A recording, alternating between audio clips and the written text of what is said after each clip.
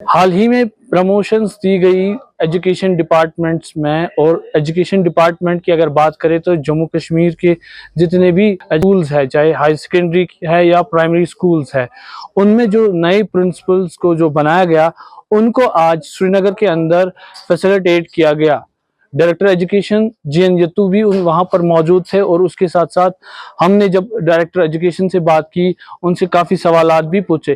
क्या कुछ उन्होंने कहा, अब देखते रहिए इस रिपोर्ट में। फिलहाल खबरों के लिए आप बने रहिए यंग बर्ड्स के साथ। फहीम अहमद, श्रीनगर। जो है 122 प्रिंसिपल JNK में प्रमोट हुए सीनियर लेक्चरर से।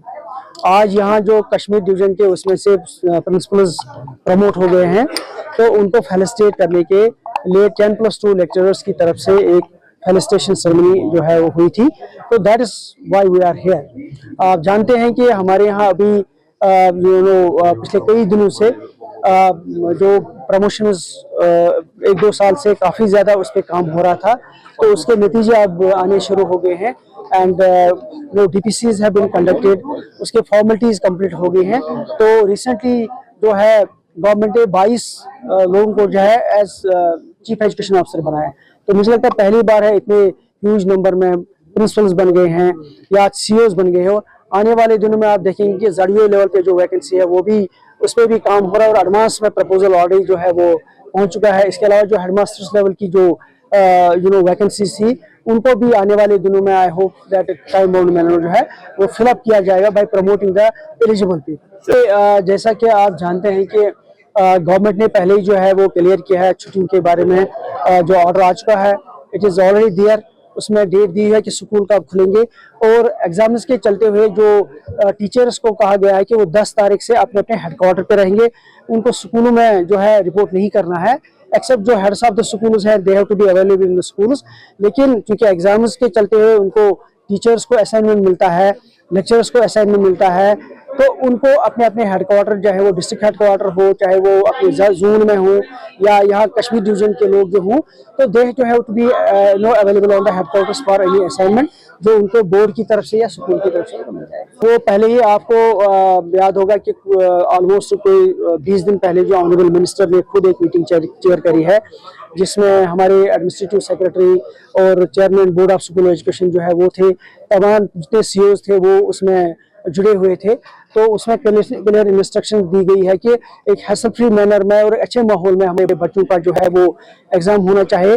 और फॉर्चुनेटली जो है वो ऑनरेबल प्राइम मिनिस्टर साहब जो है परिचय पे चर्चा जो है वो 10 तारीख को कर रहे हैं, मंडे को कर रहे हैं।